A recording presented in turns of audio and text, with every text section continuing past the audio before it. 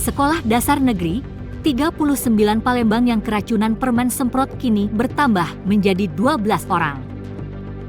Ternyata permen semprot dari hasil penelusuran didapati 14 siswa yang mengonsumsinya, dengan 12 anak bergejala keracunan dan selebihnya tanpa tanda mengkhawatirkan.